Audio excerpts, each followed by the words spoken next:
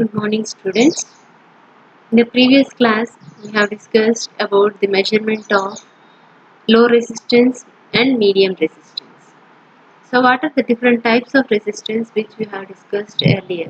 There are three types of resistances. One is low resistance, medium resistance, and high resistance. Low resistance means the resistance which is less than 1 ohm is called low resistance, and the resistance which lies between 1 ohm and 100 mega ohm, 100 kilo ohm is called medium resistance, and the resistance which are greater than 100 kilo ohms are called high resistance. And for the measurement of low resistance, we have already discussed. Those methods are ammeter voltmeter method. Next one is Kelvin's double bridge method, and the third one is potentiometer method.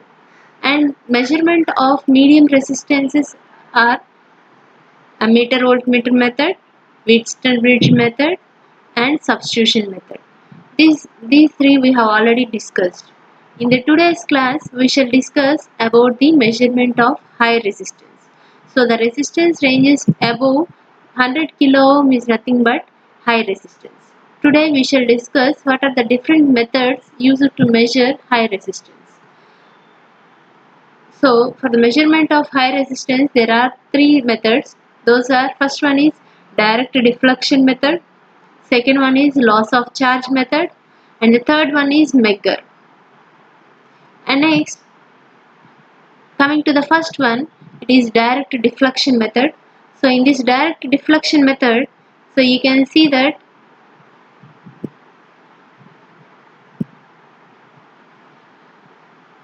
here you can see that high resistance majorly it consists of cables. The cables, insulation cables, you might be knowing. The measurement of resistance of the insulation cables will be having high resistance. So for that insulation cables, see here, first one, this is the metallic sheath. In the inside that metallic sheet there is the insulating material. Under the insulating material there will be conductor. So a cable consists of three layers. Inner part is the conductor, and above on that conductor there is insulating material, and on that insulating material there is metallic sheath. So in this method I am showing how you need to measure the resistance of the insulating material by using the metallic sheath. So here consider here G is the galvanometer which is used for measuring the ammeter current. It is used as a ammeter here, and V is the voltmeter. So this G ammeter gives the current flowing through the conductor. Current flowing through the conductor, and V voltmeter will give the voltage across the conductor and as well as the metallic sheath. And so here metallic sheath will provide the return path for the current. So as we know, resistance is equal to voltage divided by current. So here this voltmeter will give you the voltage, and here IR will give you, ammeter will give you the current. This voltage divided by this current will give you the resistance. It will measure the resistance. So that's what here we are showing. The galvanometer G measures the current IR between the conductor and the metallic sheath. Between the conductor and the metallic sheath. So therefore the insulation resistance, is nothing but voltage divided by the current. So this voltage can be measured from the voltmeter used here, and the current will be measured from the galvanometer used here. So this is about the cables which are having the metallic sheath. Now we shall also show the how you can measure the insulation resistance without metallic sheath also. So for that I am using one more method here. So here the cables which are not having metallic sheath, that means there will be only conductor, and then this is the cable. So next there is no metallic sheath over this. So for that you need to place the cable in a tank which is of saline water, consists of saline water, and this is kept for 24 hours. 24 hours you are keeping here. Previously, the return path was provided by the metallic sheath, whereas here there is no metallic sheath here. So you are providing the water and the tank will be acting as the return path for the current. So the voltmeter will measure the voltage across the conductor and the water tank. So that gives you the voltage, and this galvanometer will act as the ammeter which measures the current through the conductor, therefore the insulation resistance is equal to voltage divided by the current. That gives you the resistance of the insulation sheet. And next, so this is about the direct deflection method. So direct deflection method, name itself indicating direct deflection. By using the direct voltage and current, you can measure the resistance of the insulation material directly. Next one, coming to the second one, that is the loss of charge method.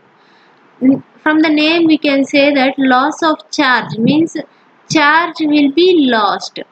By losing the charge, you are going to measure the resistance. So in this method, you can see this is the circuit diagram for the loss of charge method. Initially, if you observe, this is the switch placed here. Initially, the capacitor will be charging. This capacitor will be charging. Here R is the resistance which you need to measure. R is the resistance which you need to measure.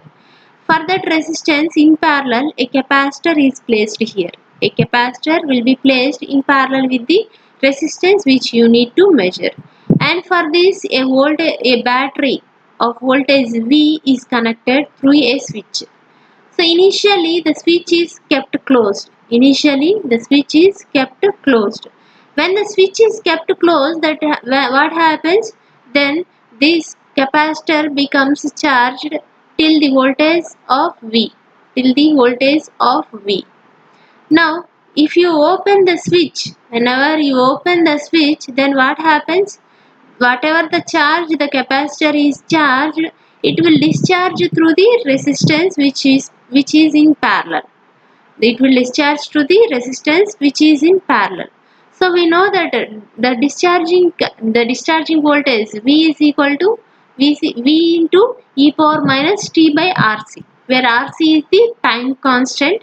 So from this equation, so here once again I am showing here, in loss of charge method, the insulation resistance R to be measured is kept in parallel with the capacitor C and electrostatic voltmeter. So this V will give you the voltage across the capacitor. And next, the capacitor is charged to some voltage by means of battery. Small v I am indicating here. Small v is the voltage of the battery and capital V is the voltage across the capacitor.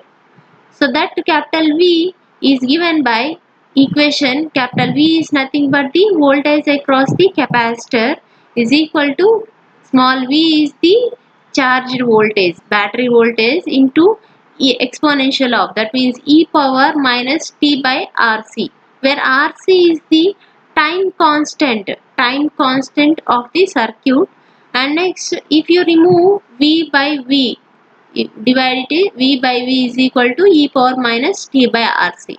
Now if you apply logarithm on both sides, natural logarithm on both sides, ln of V by V is equal to ln and exponential gets cancelled out into minus T by RC. From that you need to calculate what is the time resistance.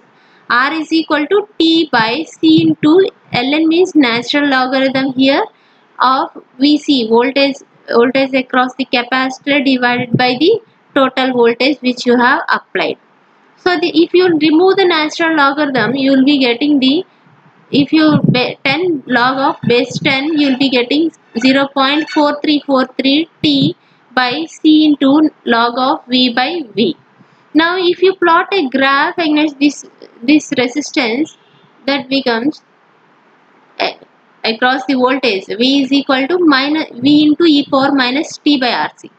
So as we know that e power minus x graph means it will be an exponentially decaying. E power minus x means it will be exponentially decaying, and e power plus x means exponentially increasing. Here you can observe v into e power minus t by rc. Minus indicates it will be exponentially decaying. The graph will be exponentially decaying. So we see voltage across the capacitor is equal to V into e power minus t by RC is the voltage variation of voltage V with the time So this is about the deflection. This is about the loss of charge method, and the third one is Megger. Megger is used for Megger is an instrument which will be showing the high resistance in an instrument. So in the next class we shall discuss how it is going to show. So this is I will show. This is the Megger. Here this Megger will be showing directly the resistance in an meter. That means like voltmeter, ammeter, this instrument will show you the directly resistance on this scale. On this scale, and it consists of a hand cranked generator. So by this you need to apply the voltage by rotating that generator, hand crank generator. You need to start that one, and if you want to measure whatever resistance you need to measure, that you need to connect here. That resistance will be shown on this scale. So this scale will be having two scales. One is in ohms and this is in mega ohms. So low resistance means it can be shown here, and in mega ohms can be showed on this scale.